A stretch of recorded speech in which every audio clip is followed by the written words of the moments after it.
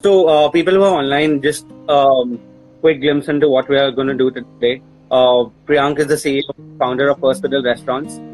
They own more than about 55 restaurants in the country today. They dominate mostly in the casual dining nightlife sector, including some of the biggest brands in India, which include a lot of the drinks, Tamasha, Dragonfly, Plum by Bench, and many more. So Priyank today is going to have a quick session with us on what will be the ongoing scenario and post lockdown scenario with nightlife in India. And once we all get back, how do we get the ball rolling? And we will get into more things about the way forward with the F&B sector, specializing within the nightlife category. So, Priyank, if you can just guide us with what's the ongoing scenario right now with the First Fiddle restaurants and across the brands. Ongoing scenario not only with First Fiddle, I think with every business right now, F&B or non-F&B, is in a very critical situation right now, especially because I have no idea currently how long is this lockdown going to last. Right. Even if the lockdown, probably what's going to happen is the lockdown's going to open in a staggered way. So, and in a staggered way, that means, maybe few amenities get open, people are allowed to get out of the house. But I think airports, restaurants, cinemas are going to be the last place to open. So, totally depends on how long this goes up to. It doesn't look like that we'll be able to open on the 15th, could be the 30th, could be another couple of weeks from that. Yeah. So depending on that, how long, when it opens, it totally depends on, that will depend on where we stand at that moment of right time. I mean, most of our staff I've been communicating with everybody. There is another problem that most of them, because we shut down our restaurants on the 17th and the lockdown happened on the 22nd. So most of these people did have the time, and 80% of my staff, whether it's in Delhi or Mumbai, have gone back to their native villages. Correct. So even there is also a possibility of a state-wise opening. So maybe Delhi opens first, but I wouldn't even have staff who can access Delhi, because maybe some states won't open. I mean, I don't think so. The country is going to open up together. So let's see what it happens, and when it happens, that is also something we'll have to look forward to. So I think most of the staff within the F&B sector is from various different states. You might not always have local staff. So even if your particular state or city opens up, there might not be necessary that the staff staying in the other states can actually travel on the spot and come back to work. So exactly. I think this is something that's going to phase out, and depending on availability of a lot of states and staff being able to come back, and a lot of other employees, front end and back end in the restaurant scene coming back, is only then when a restaurant will be able to function at full capacity. Right. So at this time, are any of the restaurants looking to start off with delivery? I think in a couple of states that is something that a few restaurants have. We are not looking to start off delivery. We were never in the delivery model right now, because all of our restaurants are experiential restaurants. Our brands are we were never hardcore on delivery. And right now, I think even if we do start delivery from some of the restaurants, I don't think so. The logistics of even the working costs will not be able to come out right now. So as you said, it's going to take time, and I think things are going to open phase by phase. So at this point of time, for every brand, it's very critical to stay in touch with their customers and keep their brand active, keep the engagement going on. And this is something across your brands you've created trends, not even digitally but even offline, with the campaigns that you've executed. So can you just guide everybody who's online right now and listening to it on what would you suggest of things to do to keep your engagement and your customers active?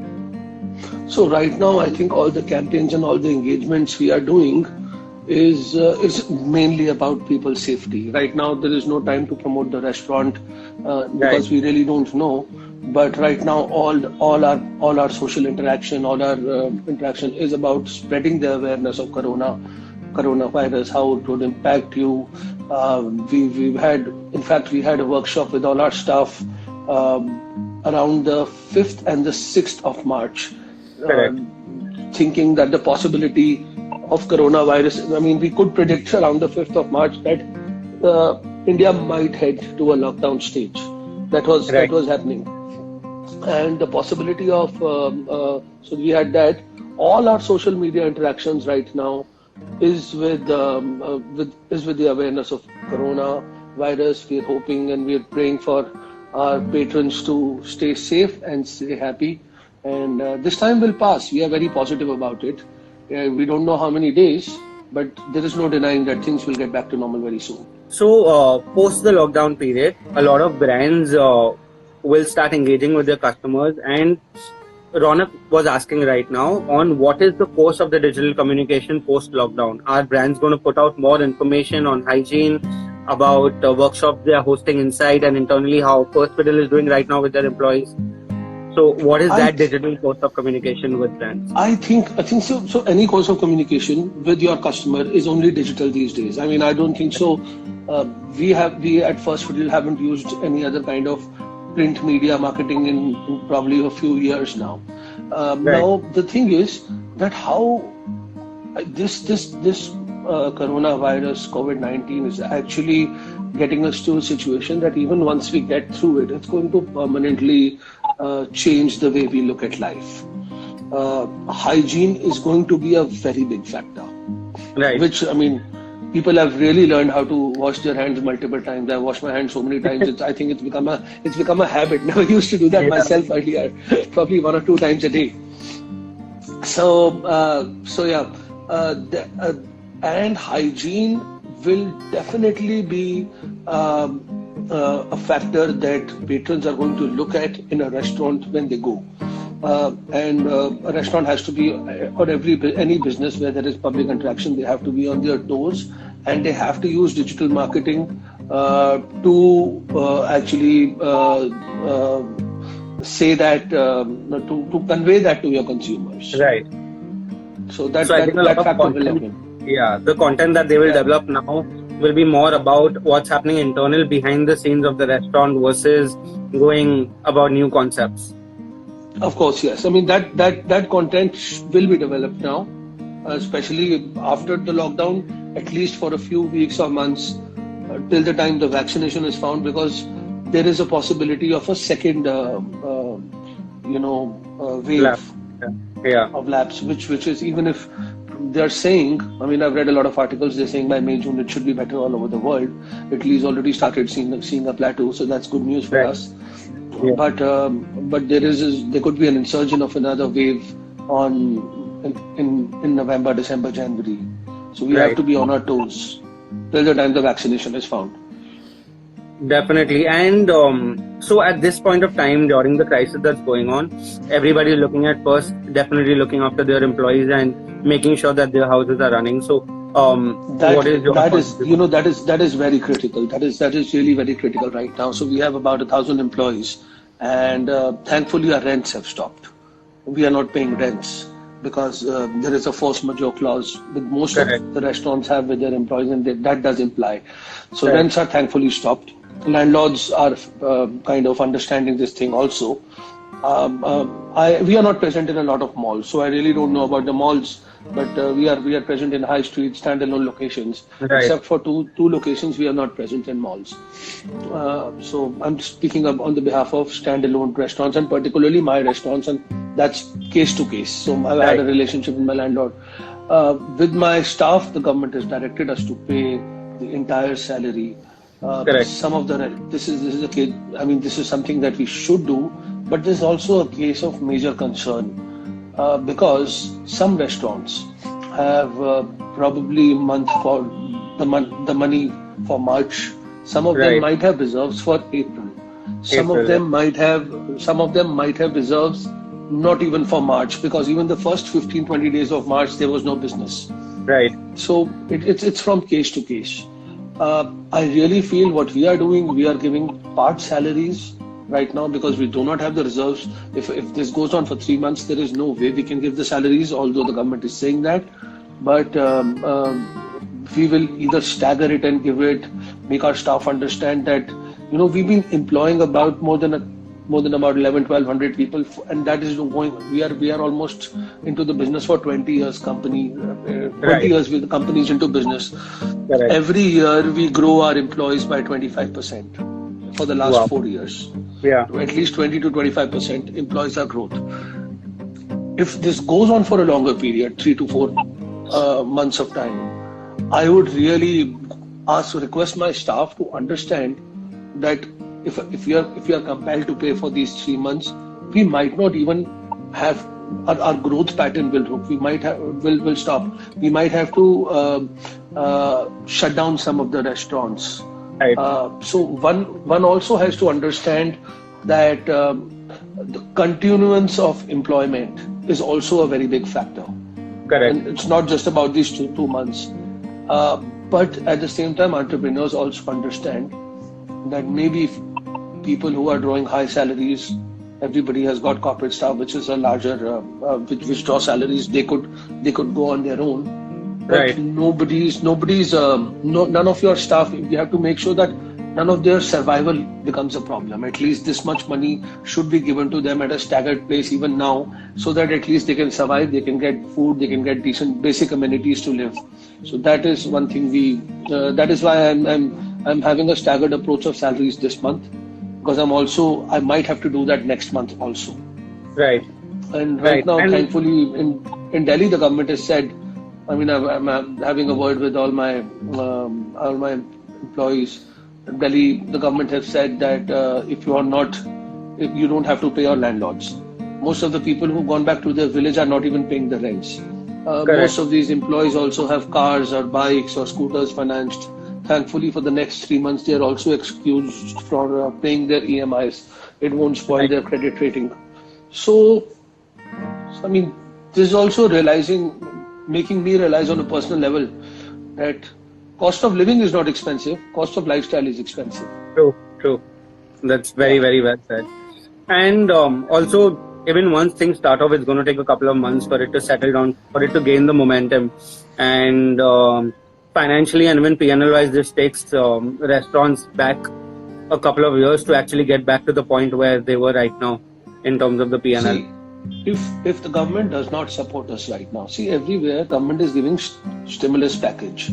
Right. We are SMIs right now, small and medium enterprises, and if we do not get a stimulus package, a large percentage of restaurant, totally depends on how long the lockdown goes to, anywhere between 10 to even 40 or 50, if the lockdown goes to about 2-3 months, they might never be able to open. Because, I mean, usually restaurants are funded by companies who are backed up by entrepreneurs who actually, it's a very passionate job to be in. Most of the people I know, when we also started our restaurant business, we put everything into it. Correct. And I mean, it's a very passionate space to be, but I don't know how many people really do have the backing to actually support it throughout now. Yes, definitely. And I think that is something the entire industry right now is going through together. So Priyank, you're also a core part of the NRI team, and I think collectively you all are taking a lot of measures to liaison with the government on many things throughout, which included the excise license to also, I think, a part of the SIC that the employees can withdraw and use that companies have been paying throughout, and a couple of more other things that you guys are doing. So if also something that is going on a big scale right now is the Feed the Needy campaign, where the goal is to feed about 1 million people throughout the period, and the restaurants are actually giving their kitchens and their staff to produce these meals. So some restaurants have come forward for that, especially who had bigger setups for catering kitchens, and that's been a great thing. The Feed the Needy campaign, I think we've been able to collect a lot of money, the NRAI, but a lot more needs to be done. Definitely. So moving on, again, coming back to our topic on post-lockdown. So breaking down into a couple of things in terms of marketing and promotions, do you feel that the nightlife segment is something that, so let's break this down into 2 parts. In terms of the time period, how long do you think it's going to take the nightlife sector, and most of the nightlife outlets that are there pan India, mostly focusing on casual dining bars, nightclubs, to get back to full momentum. What is the time period of that? And second thing, in terms of promotions, how is the market going to be? Is it going to become very value centric, or is it going to be brand centric? See, I think I have a very different theory on this. Definitely, it's going to become value centric. The market is going to become value centric because people are going to have much lesser money, at least for some time after the lockdown. Because even if you are working, if you are an entrepreneur, you are really down the drain. Even if you are a landlord, which is actually the safest thing to be in India, even they are not getting their rents for the next 3 months, at least. So even landlords don't have that kind of disposable income. But I also have a theory that if your rents you are not paying during this time, and if your bank is not taking an EMI, the kind of the target and even if people who are the target audience that we are catering to are getting probably salary cuts, in the next 2 months, supposing the lockdown goes on to 1 month, 1.5, 2 months, we really don't even have enough avenues to spend apart from our groceries. I was calculating my house bill is actually lowest ever. We're not even calling delivery food. There are no cinemas. We can't travel. There is no restaurants. So the earning is less. I think at least for the first month or two, and for the first week, it will be if it's open and if probably a vaccine is out or a cure is out at least, or at least corona cases are eradicated in a city, it will be like New Year's weekend, the first weekend, and we are going to celebrate it like that. Probably it has to start with the bank, because there is also a problem of people getting stuck in their houses. I mean, we can't move out. We want to get out. As humans, we are social beings. People who hardly get out, probably once or twice a month, will get out the first week or maybe the second week. Probably they will be able to compensate also. So there will be clientele, at least initially, but going on in the longer run. Since the disposable incomes are going to go low, there is going to be an unemployment issue. There is going to be jobs. There are going to be salary cuts. So after the first bubble, the business has to slow down. We need to go back to our landlords. I mean, we are very intensive on our rent. So the rents have to be restructured. The landlords have to understand the current scenario, because it's not the scenario where we did sign in our leases. Let's hope that if landlords just stick to minimum guarantees, revenue shares, not minimum guarantees, then probably it will help us sail through it. There could be a tough time for 3 months, 4 months, 5 months. Silver lining is nothing is permanent. So this time, hopefully this time next year, we won't even be thinking about it. But it's this year which is probably a very difficult year to get through. It started off on a very bad note, and everybody will remember 2020 all their lives, because none of us in our lives have seen this ever. This is almost like a war situation. Where the entire world, it's worse than World War II right now. Yes, financially and emotionally for a lot of people. Emotionally, because every country in the world is affected. So that in that case, the scale of what regions are affected, it's worse than World War II. And also, I feel that is what my personal opinion is, that a lot of people, at least traveling abroad for some time, is out of the question now. People are really reaching that, and I feel that is going to. So, I also think so. Even if even if this wave of corona gets settled down, even if airports open, I think even domestic travel will be Yeah. only if required. Till the time there is a vaccine ordered, Yeah. vaccine out that okay, yeah, go have a shot and now you can go anywhere. Till Yeah. that time, travel will only be essential travel. True. And we should get used to see people with masks even after the vaccine gets out throughout at airports, at public places. I think Yeah. masks are going to be, that's probably the only industry which is booming right now. And sanitizers. And sanitizers. As these tough times go on, this is something that a lot of people even messaged us previously to get your thoughts on this. Perspedal as an organization has very successful brands with a lot of franchises, right?